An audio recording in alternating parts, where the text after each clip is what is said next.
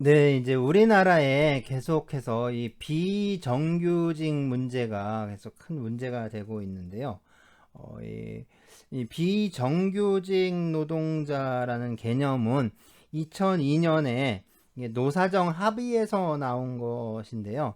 이게 한국에만 있는 좀 독특한 지표입니다. 그래서 이 경제협력개발기구, 그러니까 OECD죠. 이 OECD가 국가 간 비교를 위해서 어떤 고용의 한시성을 기준으로 임시직을 파악하고 있긴 한데, 비정규직에 대한 어떤 국제적인 기준은 없습니다. 그래서 이 비정규직 노동자는 이 정규직 노동자와 비교를 했을 때 고용계약 기간이라든가 뭐 근무 방법, 노동 시간, 뭐 고용계약의 주체와 사용자의 뭐 일치 여부, 계약 유형 또는 기업 내부에서 신분 뭐 이런 여러 가지 기준 가운데 어느 한 가지라도 좀 전형적인 형태를 벗어난 경우를 말한다라고 할 수가 있습니다. 그래서 이 비정규직 노동은 고용 형태의 정규성, 뭐 노동 계약 기간의 한시성, 뭐 이런 것들을 기준으로 볼 때 이 상용 노동에 대비가 되는 개념인데요. 정규직이 고용주에 의해서 직접 고용되고 또 계약 기간을 따로 정하지 않는 그런 전일제 노동을 한다면 이런 전형적인 형태를 벗어나는 것이 비정규직이라고 할 수가 있는 거죠. 그래서 그 일정한 기간의 노무 급부를 목적으로 사용자와 노동자가 좀 한시적으로 노동 관계를 맺는 어떤 모든 비조직화된 고용 형태로서 뭐 기간제 노동이라든가 단시간, 그러니까 파트타임 노동, 파견 노동 뭐 이런 것들을 그 비정규직이라고 할 수가 있습니다. 네, 통계청은 그 고용계약 기간의 장단을 기준으로 해서 이 고용 형태를 상용직, 임시직, 일용직으로 이렇게 분류하고요. 고용계약 기간의 정함이 없거나 1년 이상인 경우를 그러니까 상용 노동자, 그리고 1개월 이상 1년 미만인 노동자를 임시 노동자, 그리고 1개월 미만인 노동자를 일용 노동자로 이렇게 분류하고 있습니다. 그런데 네, 노동부는 기간을 정하지 아니하거나 또는 1개월 이상 기간을 정해서 고용된 노동자를 상용 노동자, 1개월 미만으로 고용된 노동자를 뭐 임시 또는 일용 노동자로 이렇게 분류하고 있어요. 네, 그래서 통계청과 노동부의 기준이 좀 달랐던 거죠. 그래서 1997년에 우리가 이제 외환 위기를 맞았는데 그 이후에 이 비정규직 개념이나 범위를 둘러싸고 논란이 계속 있었습니다. 그래서 이 노사정위원회에 이 비정규 노동자 특별위원회에서 2002년 7월 이 비정규 노동자를 고용 형태에 의해 한시적 노동자 또는 기간제 노동자, 시간제 노동자, 파견, 용역, 호출, 뭐 또 이제 일일 노동자를 말하는 거죠. 호출. 그 다음에 이제 특수 고용, 가정 내 노동자, 뭐 이런 형태로 그 종사하는 노동자가 비정규직 노동자다. 뭐 이런 식으로 이제 규정을 하게 된 거예요. 네, 이 비정규직은 정규직에 비해서 참 열악한 대우를 받겠죠. 그래서 뭐 최저임금제에서 정한 금액과 별 차이가 없는 임금을 받고 뭐 휴식 시간이 거의 이제 보장되지 않는 그런 지나친 업무 강도 하에서 노동을 하기도 하고 그렇습니다. 또 이제 계약 기간이 만료가 되면 뭐 더 이상 일할 수 없는 그런 불안정한 고용 형태이고요. 또 원청 업체가 하청 업체를 통해서 노동자를 고용하는 그런 간접 고용의 경우에는 이 뭐 노동조합에 가입한다거나 아니면 뭐 이제 노동 운동을 했다는 이유로 이 하청 업체가 아예 그냥 그 문을 닫아 버리는 거죠. 그래서 문을 닫아 버리면서 사실상 노동자를 해직시키는 그런 부당 해고 같은 아주 노동자의 인권을 무시하는 그런 고용 환경 뭐 이런 것들 때문에 계속해서 이제 그 노동계나 이런 데서 이제 비판을 받아왔죠. 네, 비정규직에는 이 전통적으로 이 노동시장의 어떤 주변 계층이라고 할 수 있는 저학력 또는 미숙년, 여성, 청년, 뭐 노년 노동자와 또 계절적인 영향을 받는 그 서비스업 종사자, 뭐 단순 노무 종사자, 뭐 건설 노동자, 뭐 이런 사람들이 비정규직에서 일할 확률이 높습니다. 그리고 비정규직 노동자는 이 노동시장 안에서 좀 규모가 좀 커져 있지만 계속해서 이제 커져 왔는데 정규직에 비해서 좀 상대적으로 낮은 임금을 받고요. 열악한 그 근무 조건 하에서 일하죠. 그리고 아주 극심한 고용 불안에 시달리고 있고 사회보험이나 각종 어떤 기업의 복지급여 이런 데서도 거의 이제 부분적으로 또는 혹은 전면적으로 배제되고 있는 실정입니다. 또한 비정규직 노동자들의 상당 부분이 조직화되어 있지 못해요. 그렇다 보니까 이들의 어떤 경제적, 사회적 이익을 대변할 수 있는 방법이 거의 구조적으로 봉쇄되어 있다라는 것도 참 문제인데요. 무엇보다도 비정규직의 증가가 어떤 노동계급 내부의 이질성을 심화시키고 뭐 기업 규모나 아니면 업종에 따라 좀 분절되어 있는 뭐 기존의 노동 시장을 어떤 취업 형태에 따라서 또다시 분절시킴으로써 어떤 경제적이고 정치적 주체로서 그들의 영향력을 자꾸 약화시킨다 하는 게 참 큰 문제이기도 합니다.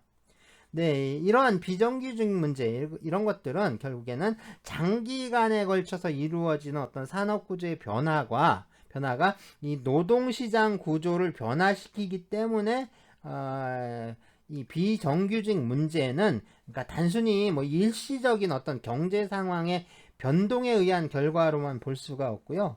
경기가 회복되고 뭐 경제 성장률이 높아진다고 해서 이 노동시장 구조를 과거의 어떤 상용직 중심으로 되돌리기는 어렵고요.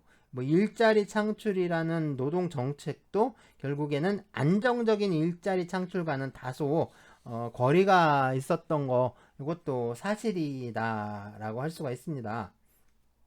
네, 이 비정규직 제도는 결국에 사용자의 어떤 편익만 고려될 수 있는 거고 그 열악한 노동력을 보유한 이 노동자들은 이 비정규직으로 계속 어떤 고용될 가능성이 많아서 이 빈곤의 늪에서 탈출하기 어려운 어떤 계층 간 소득 격차를 심화시키는 거고 그러다 보니까 이게 사회적 위화감을 조성하고 또 사회 통합을 저해하게 됩니다.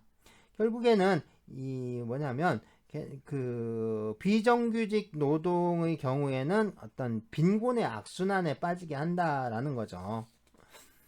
그리고 이 단순하게 비정규직의 경우에 고용의 불안정성에 딱 멈추는 게 아니라 어떤 저임금이라든가 또는 뭐 임금 격차로 인해서 결국에는 일부 노동자를 이 공공부조 대상자로 만들 수가 있고요. 또 사회보험제도에 가입하지 못하거나 어떤 다른 복지제도에 포함되지 못하게 되니까 지금의 가난이 그러니까 나중에 노후에도 지속될 수밖에 없는 겁니다. 그러니까 노후 생활에 대한 아무런 이제 보장이 없는 거고요. 또 이제 상해라든가 산업재해 뭐 이런 사회적 위험에 직면했을 때 다른 어떤 보호 기제가 없기 때문에 뭐 경제적 빈곤은 당연한 거고 거기에 대해서 또한 다양한 어떤 사회적 기회로의 접근성 뭐 이런 것들을 낮추게 되니까 결국에는 이제 사회로부터도 소외되는 그런 결과가 이제 가속화가 되는 거죠. 이런 문제점들이 있다라고 할 수가 있습니다. 자, 먼저 이 기간제 노동자인데요. 현재 우리 이제 그 노동법제상 그 비정규직 그 보호에 관한 법률들을 의해서 보호받는 노동자들은 기간제 노동자, 그다음에 단시간 노동자, 그리고 파견 노동자, 뭐 이렇게 되어 있습니다. 네, 기간제 노동자 먼저 볼 텐데요. 기간제 노동자는 그 기간에 정함이 있는 노동계약, 그러니까 기간제 노동계약을 체결한 노동자를 말해요. 기간제 노동자가 아닌 노동자, 그러니까 기간에 정함이 없는 노동계약을 체결한 노동자를 흔히 우리가 상용 노동자라고 부릅니다. 그래서 기간제 노동자는 이 상용 노동자의 주변에서 뭐 일용직, 임시직, 뭐 촉탁직, 계약직, 아르바이트 뭐 이런 이름이나 형태로 좀 광범위하게 흩어져 있는 상황인데요. 뭐 단시간 노동자나 뭐 사내 도급 또는 사내 하청이라고 하죠. 사내 하청 노동자 또는 파견 노동자이면서 한편으로는 이 기간제 노동자에 해당하는 경우가 참 많습니다. 자, 어쨌든 이 기간제 노동자도 노동자이기 때문에 노동조합법, 뭐 근로기준법, 최저임금법, 뭐 근로자 퇴직급여 보장법, 뭐 이런 것들도 이제 기간제 노동자에게 적용이 돼요.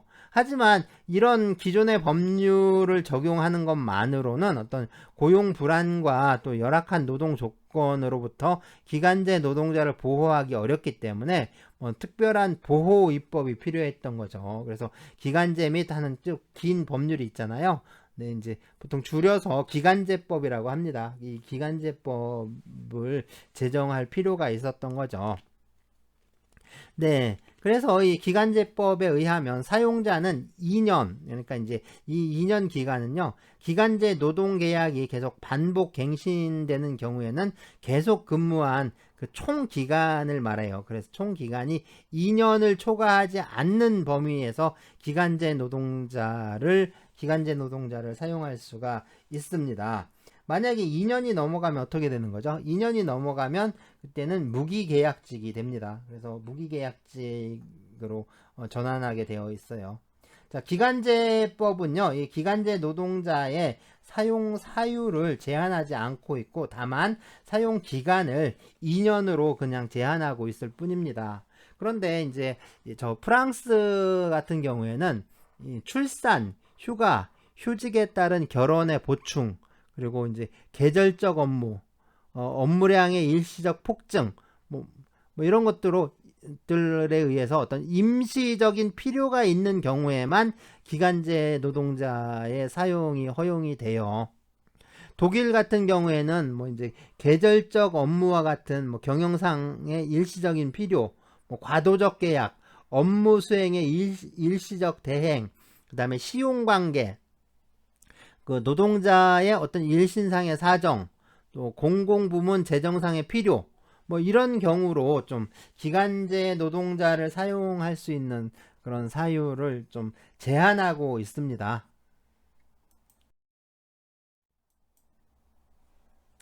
네, 단시간 노동자인데요. 이 근로기준법과 기간제법은 이 단시간 노동자, 뭐 시간제 노동자, 뭐 파트타이머, 뭐 이렇게 부르기도 하는데, 이 단시간 노동자에 대해서 일주간의 소정 노동 시간이 해당 사업장에서 같은 종류의 업무에 종사하는 통상 노동자의 일주간의 소정 노동 시간에 비하여 짧은 노동자라고 정의하고 있고요.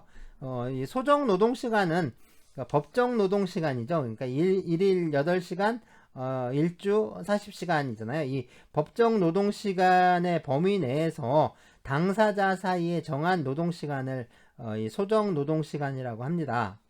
그래서 이 단시간 노동자는 이 해당 사업장에서 같은 종류의 업무에 종사하는 통상 노동자와 비교했을 때 그 일주간의 소정 노동 시간이 짧으면 그 단시간 노동자예요. 그래서 반드시 뭐 근무일이 뭐 일주에 며칠 이내냐, 뭐 일일에 또는 일주에 노동 시간이 몇 시간 이내여야 하느냐, 뭐 이런 것들이 아니라는 거죠. 그냥 그 소정 노동 시간이 짧으면 그 단시간 노동자가 됩니다. 자, 단시간 노동자와 이 통상 노동자의 차이는 일주간의 이 소정 노동 시간이 있으니까 실제로 일한 시간이죠. 실제 노동 시간이 통상 노동자의 노동 시간보다 짧지 않다라고 해서 이 사람이 단시간 노동자에서 제외되는 건 아닙니다. 네, 단시간 노동자도 노동자이기 때문에 뭐 노동조합법, 근로기준법, 최저임금법, 퇴직금법 이거 당연히 적용돼요. 하지만 이 근로기준법의 경우에 대부분의 어떤 노동 조건에 관한 그 기준을 정하고 있는 법률인데, 이 단시간 노동자의 소정 노동시간이 짧은 정도에 따라서 뭐 일부 규정은 비례적으로 적용하거나 뭐 극단적인 경우에는 아예 일부 규정의 적용이 배제되기도 합니다. 그렇지만 그 밖의 규정들은 통상 노동자와 아무런 차이 없이 그냥 단시간 노동자에게도 적용되고 있어요. 하지만 이제 기존 법률을 적용하는 것만으로는 좀 어떤 미흡한 부분이 있으니까 특별한 보호 입법이 필요하겠죠. 그래서 이 필요에 따라 제정된 법률이 기간제법입니다. 네, 이제 다음은 이 파견 노동자인데요. 이 파견 사업주가 노동자를 고용한 후에 그 고용 관계를 유지를 하면서 노동자 파견 계약의 내용에 따라 이 사용 사업주의 지휘 명령을 받아서 사용 사업주를 위한 노동에 종사하게 하는 거, 이것을 노동자 파견이라고 합니다. 이 노동자 파견을 업으로 하는 것이 이 노동자 파견 사업이고요. 이 파견 사업주와 사용 사업주 사이에 노동자 파견을 약정하는 계약이 노동자 파견 계약인 거죠. 그래서 이 노동자 파견 계약으로 파견 사업주는 노동자를 파견하고 사용 사업주는 이에 대해서 대가를 지급할 것을 목적으로 하는 그 계약이 바로 파견 계약입니다. 파견 사업주가 고용한 노동자로서 노동자 파견의 대상이 되는 그 노동자가 바로 파견 노동자인 거죠. 자, 이 파견은 자기가 고용하는 노동자를 일정한 기간 동안 다른 기업에 보내서 그 기업의 지휘 명령 아래 그 노동하게 한다.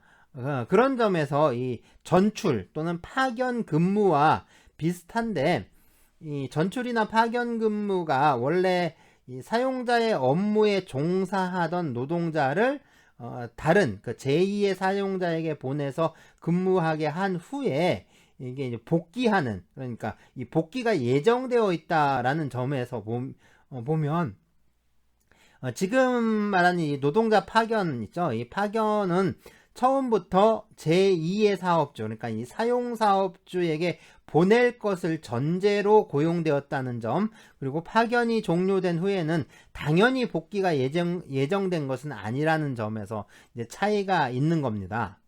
자, 파견을 이게 무제한적으로 허용을 하면 이 파견 노동자를 보호하기가 어렵고요. 또한 정규 노동자의 지위가 또 불안하게 될 우려가 있습니다. 그런 우려가 있고, 또 노동시장에서 이 파견 노동자의 비중이 또 지나치게 높아져서 이 고용 불안을 야기할 우려가 있기 때문에 이 파견법에서 이 파견 사업의 허용 대상을 좀 제한하고 있어요. 자, 이 노동자 파견 사업은요, 이 전문 지식, 또 기술, 경험, 뭐 또는 이제 업무의 성질을 고려해서 적합하다고 판단되는 그 업무, 그 중에서요, 이 컴퓨터 관련 전문가, 행정, 경영, 재정 전문가, 뭐 이런 분야에 그 32종의 업무를 대상으로 하고 있습니다. 그래서 현행법은 뭐 이제 파견을 금지할 업무를 그냥 열거하는 방식이 아니라 그 파견이 허용되는 업무를 열거하는 방식으로, 그러니까 이제 네거티브가 아니라 이제 포지티브 방식으로 이제 규정을 하고 있어요. 그래서 그 이유는 이 파견 업무의 대상을 되도록이면 이렇게 좁게 한정하려고 하고 있는 거고, 이 제조업의 어떤 직접 생산 공정 업무, 그러니까 직접 생산 공정 업무는 이게 파견 대상에서 제외하고 있습니다. 또 이 건설공사 현장에서 이루어진 업무, 또 항만, 철도 등에서의 하역 업무로서 이 노동자 공급사업 허가를 받은 지역에서의 업무, 선언법상의 선언의 업무, 그리고 산업안전보건법상 그 유해, 위험한 업무, 뭐 그 밖에 노동자 보호 등의 이유로 파견 대상으로 적절하지 못하다고 인정되는 업무, 자, 이런 분야에서는 파견 사업이 금지가 되고 있습니다. 네, 이것처럼 이제 기간제 노동자, 그 다음에 단시간 노동자, 파견 노동자에 대한 보호 입법이 있고요. 그리고 이들 노동자들의 어떤 차별에 대해서 어떤 차별을 시정할 수 있는 특별한 제도적인 것, 노동위원회에서 이런 차별 시정을 위한 어떤 특별한 절차와 제도를 마련해서 운영하고 있습니다. 네, 그래서 이 사용자는 그렇죠. 이제 뭐 기간제 노동자나 아니면 단시간 노동자, 뭐 또 이제 파견 노동자라는 이유로 뭐 이제 그 사업이나 사업장에서 같은 종류 또는 유사한 업무에 종사하는 그런 노동자들에 비해서 그러니까 비교를 해서 어떤 차별적 처우를 해서는 안 됩니다. 이게 비정규 노동자에 대한 차별이냐 그 여부는 결국에 그 노동자가 소속된 사업 또는 사업장에서 같은 종류의 업무 또는 유사한 업무에 종사하는 노동자와 비교를 해서 판단을 할 수밖에 없고요. 이 사용자가 국가나 뭐 지방자치단체의 기관인 경우가 있잖아요. 그때는 이 공무원도 비교 대상의 노동자가 될 수가 있습니다. 다른 사업이나 아니면 같은 사업장에서 다른 업무에 종사하는 노동자는 비교 대상이 되지 않겠죠. 네, 비교 대상 노동자의 업무가 이 비정규 노동자의 업무와 동종 또는 유사한 업무에 해당하는지 그거는요. 그러니까 취업 규칙이나 또는 노동 계약 등에서 정한 업무 내용이 아니라 네, 이 노동자가 실제 수행해 온 업무를 기준으로 해서 판단을 합니다. 그러니까 실제로 수행해 온 업무가 무엇이냐를 봐서 그걸 기준으로 판단을 하는데 이들이 수행하는 업무가 서로 완전히 일치하지 않고 또 업무의 범위나 책임과 권한 등에서 또 다소 좀 차이가 있더라도 이게 이제 주된 업무의 내용에 어떤 본질적인 차이가 없다면 이게 특별한 사정이 없는 이상 이거는 동종 또는 유사한 업무에 종사한다 라고 보아야 합니다. 차별이란 건요, 그래서 여기서 말하는 차별이라는 건 임금 또 이제 정기 상여금, 명절 상여금 같이 이제 정기적으로 지급되는 상여금, 경영 성과에 따른 성과금, 그 밖에 노동 조건이나 어떤 복리 후생 등에 관한 사항에 있어서 좀 합리적인 이유 없이 불리하게 처우하는 걸 말해요.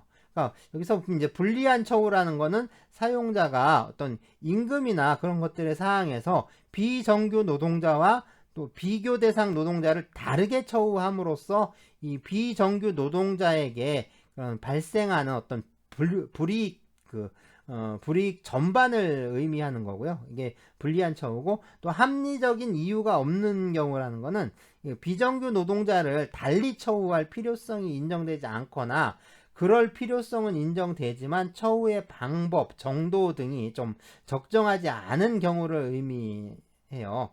그리고 합리적인 이유가 있는지 여부는요, 이게 이제 문제된 그런 불리한 처우의 내용과 사용자가 불리한 처우의 사유로 어떤 삼은 사정을 기준으로 이 비정규 노동자의 고용 형태, 또 업무의 내용과 범위, 권한과 책임, 또 이제 이 뭐랄까 임금, 뭐 이런 임금의 결정 요소 이런 것들을 좀 종합적으로 고려해서 판단을 해야 합니다.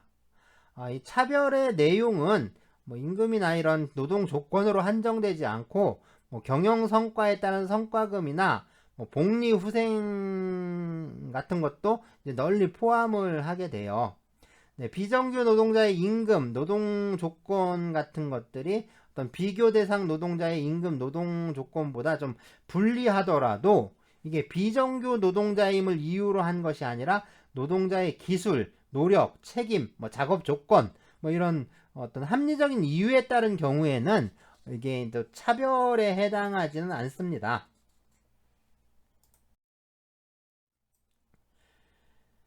네, 기간제법과 파견법은 이 기간제 노동자, 단시간 노동자, 파견 노동자라는 이유로 하는 그런 어떤 차별적 처우를 금지하고 있고요. 사용자 또는 뭐 사용사업주와 파견사업주가 이거에 위반을 해서 노동자에 대해서 차별적 처우를 한 경우에는 노동자는 이 민사소송을 통해서 구제를 받을 수도 있지만 이 노동위원회를 통한 어떤 간편한 행정적 구제와 또 시정 절차를 이용할 수가 있습니다. 네, 이제 기간제 노동자, 단시간 노동자, 파견 노동자는요, 이 기간제법과 파견법이 금지하고 있는 그 차별적 처우를 받은 경우에 이 차별적 처우가 있은 날, 뭐, 또 이제 계속되는 차별적 처우의 경우에는 그 이제 종료일인데 그 날부터 6개월 이내에 노동위원회에 그 차별의 시정을 신청할 수가 있어요. 이 노동위원회에 차별 시정을 신청할 수 있는 사람은요, 이 차별을 받은 해당 노동자로 한정이 됩니다. 그리고 이제 그 사람이 가입하고 있는 노동조합은 그 시정 신청을 할 수가 없는 거죠. 자, 비정규 노동자가 차별 시정 신청을 한 때에는 이 차별적 처우의 내용을 좀 구체적으로 명시를 해야 돼요. 그래서 비교 대상 노동자, 차별의 내용, 뭐 임금, 인상, 임금, 뭐 인사, 뭐 복리후생, 뭐 이런 문제 있겠죠? 이런 내용, 이런 분야에서의 어떤 차별의 내용, 그 다음에 정도, 시기, 뭐 이런 것들을 좀 명시하면 됩니다. 그냥 그 정도 이렇게 명시하면 충분한데요. 왜냐하면 이 차별 금지와 시정 신청에 관한 분쟁에 있어서는 이 모든 증명 책임은 사용자가 부담해요. 그러니까 사용자가 차별이 없었다라는 것을 증명해야 되기 때문에 그렇습니다. 그러니까 노동자는 자기가 어떤 차별이 있었다는 내용만 좀 명시하면 됩니다. 자, 신청 기간은 차별이 있은 날부터 6개월이고 계속되는 차별의 경우에는 그 종료일부터 계산을 시작합니다. 그러니까 차별적인 규정들을 적용해서 좀 차별적으로 임금을 지급해 온 경우에는 특별한 사정이 없는 이상 뭐 이제 그처럼 이제 임금 차별은 계속되는 차별에 해당한다라고 할 수가 있는데요. 이 노동부의 행정 해석과 노동위원회에서의 판정은 뭐 지금까지 좀 그런 측면이 있었는데요. 임금 차별은 계속되는 차별이 아니라고 봤습니다. 그래서 계속 이제 3개월 이내에, 그러니까 전에는 이게 3개월이었거든요. 6개월이 아니라 3개월이다 보니까 3개월 이내에 임금 차별에 대해서만 시정 명령을 했어요. 그러다 보니까 이런 점이 이제 시정 신청을 좀 꺼리는 요인의 하나다라는 지적이 있어서 2012년에 이 법률을 개정하면서 신청 기간을 3개월에서 이제 6개월로 연장을 했습니다. 하지만 이제 그러니까 판례는 좀 태도를 달리했거든요. 판례의 경우에는 지금까지 계속해서 그러니까 임금 차별은 원칙적으로 이건 계속되는 차별이다라고 본 거죠. 그래서 신청 기간 내에 임금 차별뿐만 아니라 그 이전의 임금 차별에 대해서도 이게 시정 신청을 할 수가 있었습니다.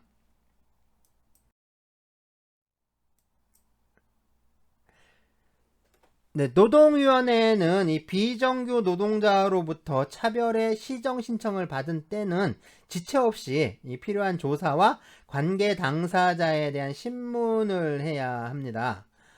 노동위원회에서 신문을 하는 때는 이 관계 당사자의 신청 또는 직권으로 증인을 출석하게 해서 필요한 사항을 질문할 수 있고요. 또 관계 당사자에게 이 증거의 제출과 증인에 대한 반대 신문을 할 수 있는 이 충분한 기회를 또 주어야 합니다.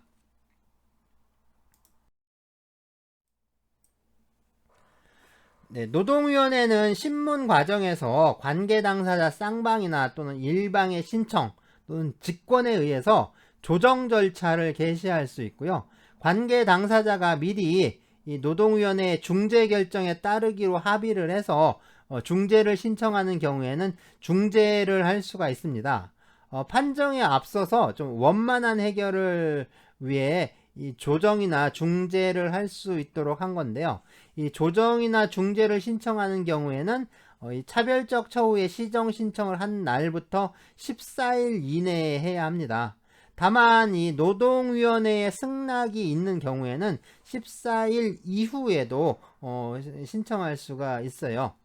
노동위원회는 그 조정이나 중재를 하는 경우에 당연히 관계 당사자의 의견을 좀 충분히 들어야 하고요.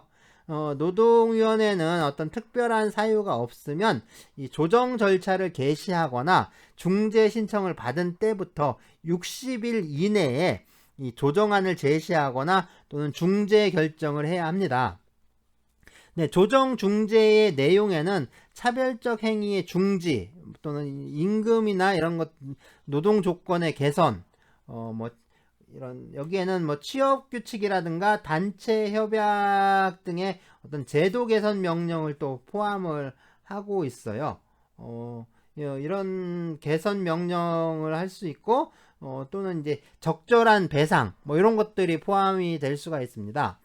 네, 노동위원회는 이 관계 당사자 쌍방이 또 조정안을 수락한 경우에는 조정 조서를 작성하고 또 중재 결정을 한 경우에는 중재 결정서를 또 작성을 해야 합니다.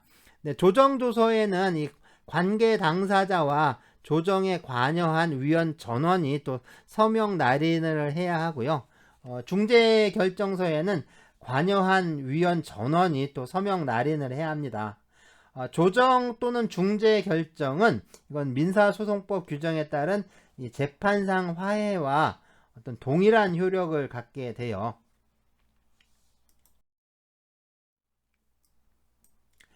네, 노동위원회는 이 조사 신문을 종료하고 이 차별적 처우에 해당된다라고 판정을 한 때 이때는 사용자에게 시정명령을 내려야 하고요. 차별적 처우에 해당하지 아니한다 라고 판정한 때는 그 시정 신청을 기각하는 결정을 해야 합니다. 이 노동위원회의 판정, 시정명령 또는 기각 결정은 서면으로 해야 되는데 그 이유를 좀 구체적으로 명시해서 이 관계 당사자에게 각각 교부를 해야 합니다. 그러니까 이제 아무리 사용자와 노동자가 같은 곳에서 근무를 하고 있다 하더라도 그냥 한 장으로 이렇게 처리할 수 없고 따로따로 각각 교부를 해야 하는 거죠. 자, 이 경우 시정명령을 내리는 때에는 또 시정명령의 내용이라든가 이행 기간 이런 것들을 좀 구체적으로 기재를 해야 합니다. 네, 이 시정명령의 내용에는요, 이 차별적 행위의 중지, 그 다음에 어떤 임금 등의 노동 조건의 개선, 네, 취업 규칙이나 단체 협약의 제도 개선 명령 등을 포함을 하고요. 그리고 적절한 배상 이런 것들이 포함될 수가 있습니다. 자, 이 시정 명령은 이 장래를 향한 어떤 차별 중지나 아니면 노동 조건 개선의 명령일 수도 있고요. 또 과거의 피해에 대한 배상의 명령일 수도 있고 또 이걸 양자를 병행하는 명령일 수도 있습니다. 이 노동 조건 개선 명령은 이 해당 노동자에 대한 것으로 그치지 않고 차별의 근거가 되는 이 취업 규칙 등의 제도를 개선하라는 명령일 수도 있어요. 이 제도 개선 명령은 해당 노동자에 대한 장래의 차별뿐만 아니라 이 동료 노동자들에 대한 차별을 또 시정하기도 합니다. 이 노동위원회는 문제된 차별의 개선에 필요하다고 또 적절하다고 인정되는 조치를 선택할 수 있는 그런 재량을 갖고 있어요. 네, 이제 배상 명령을 하는 경우인데 이 배상 명령에서 배상액은 노동자가 차별을 입은 그 손해액을 기준으로 정하는데 이 사용자의 차별에 좀 명백한 고의가 인정되거나 차별이 반복되는 경우에는 이 손해액의 그러니까 3배를 넘지 않는 범위에서 배상을 명할 수가 있습니다. 자, 이렇게 이제 고의적 반복적 차별에 대한 요 손해배상을 뭐 이제 징벌적 손해배상이라고 부르고 있는데, 네, 이것은 징벌적 손해배상에 해당하지 않아요. 이거는 징벌적 손해배상이 아니라 실손해를 배상하는 보충적 배상이에요. 그러니까 우리나라에서 지금 징벌적 손해배상이라고 이렇게 자꾸 거론하고 있는 것들은 하나도 징벌적 배상이 하나도 없습니다. 그것들은 모두 징벌적 손해배상이 아니라 이 보충적 배상이에요. 그러니까 실제 손해를 보충하는 역할을 하는 보충적 배상이고, 그 명칭 역시 징벌적 손해배상이 아니라 배액배상 제도입니다. 그래서 멀티플 데미지라고 하는데 이 배액배상이에요. 그리고 이제 3배 이내에, 그러니까 3배까지 배상할 수 있는 거죠. 그래서 이거를 3배 배상 또는 3배수 배상 이렇게 부르는데, 트리플 데미지즈 뭐 이렇게 불러요. 그러니까 이거에 불과합니다. 그래서 실제로 징벌적 손해배상에 해당하지 않습니다. 징벌적 손해배상은요, 이런 어떤 배액배상과 완전히 성격이나 운영이나 아니면 뭐 배상액이나 모든 게 달라요. 완전히 다르게 운영되고 있습니다. 지난 학기에는, 그러니까 전년도, 작년에 수업을 할 때는 이 징벌적 손해배상 문제에 대해서 따로 마지막에 수업을 했었는데, 궁금하신 분은 작년도 그 수업 파일에서 징벌적 손해배상에 대해서 찾아서 보시면 될 것 같아요. 네, 지방노동위원회의 시정명령이나 또는 기각 결정에 대해서 불복하는 그 관계 당사자는요, 이 시정명령서나 기각결정서의 송달을 받은 날부터 10일 이내, 다른 것도 마찬가지였죠. 이때 이제 10일 이내에 중앙노동위원회에 재심을 신청할 수 있고요. 이 중앙노동위원회의 재심 결정에 대해서 불복하는 그 당사자는 재심 결정서의 송달을 받은 날부터 15일 이내에 행정소송을 제기할 수가 있습니다. 근데 여기 이제 계속 나오는 게 이제 10일이라는 기간, 그러니까 재심을 하는데 10일, 그 다음에 행정소송을 제기하는 데는 15일로 이렇게 되어 있죠. 네, 이 정해진 기간 이내에 재심을 신청하지 않거나 또는 행정소송을 제기하지 않으면 그 시정명령, 뭐 기각결정 또는 재심결정은 확정이 되고요. 이 확정된 시정명령을 정당한 이유 없이 이행하지 않으면 뭐 1억 원 이하의 과태료가 부과가 됩니다. 다른 경우들은 대부분 벌금이 부과가 되는데, 이 경우에는 과태료를 이제 부과하고 있죠. 네, 이제 과태료 액수가 그 벌금보다 더 많네요. 자, 고용노동부 장관은 또 이제 확정된 시정명령에 대해서 사용자에게 이행 상황을 제출할 것을 요구할 수도 있고요. 시정 신청을 한 노동자는 사용자가 이 확정된 시정명령을 이행하지 아니하는 경우에 이것을 또 노동부 장관에게 신고할 수가 있습니다.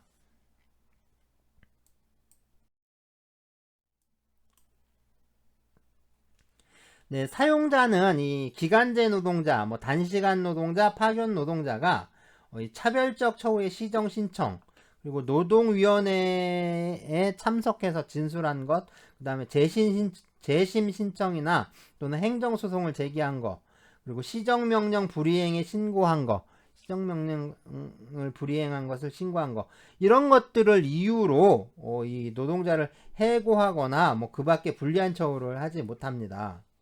그 밖에 불리한 처우라는 거는 이 다른 노동자 또는 뭐 종전의 예와 비교했을 때 아주 불리하게 대우하는 것을 말하는데요. 뭐 경제적인 불이익, 인사상행의 불이익, 이거 모두 포함이 되고, 노동계약 갱신 거절도 당연히 여기에 해당합니다.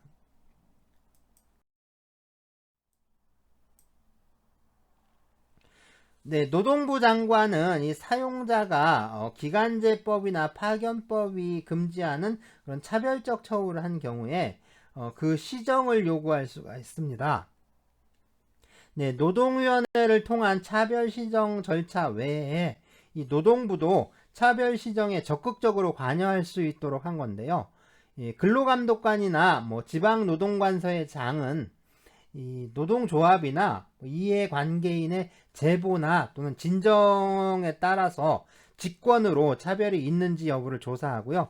그 사용자에게 그 시정을 요구할 수가 있습니다. 또 이 노동부 장관은 사용자가 시정 요구에 따르지 않는 경우에 이 차별적 처우의 내용을 좀 구체적으로 명시해서 이걸 노동위원회에 통보해야 합니다.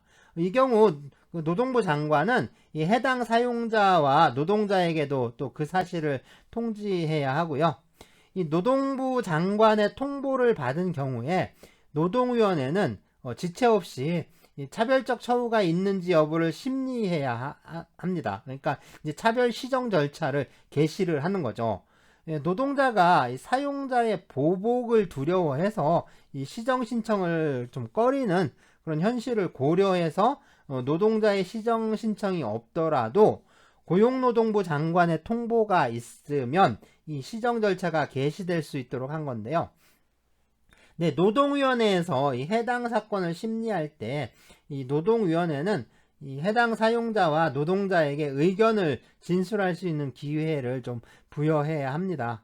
노동위원회의 어떤 심리나 또 시정 절차는 차별 시정 신청이 있었을 때 그때 절차가 여기에도 준용이 됩니다.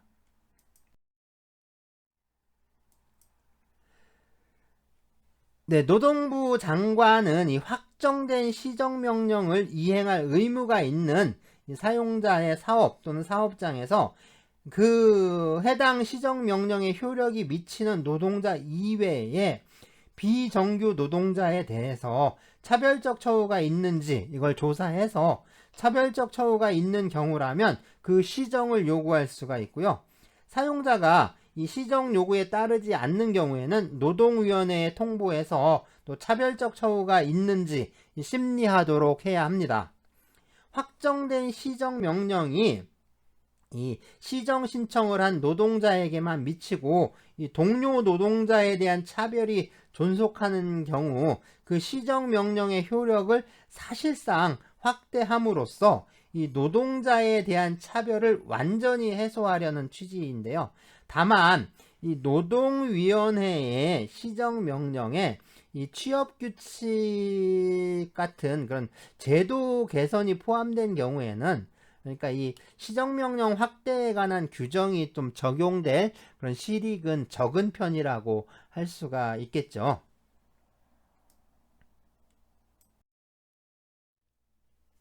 네, 이제 출석 인증 과제인데요. 우리 이제 8주차, 9주차가 시험 기간이다 보니까 이 수업을 8주, 9주를 이렇게 이제 8주 출석 과제, 9주 출석 과제가 아니라 8주와 9주를 통합을 해서 한 번만 제출을 하는데요.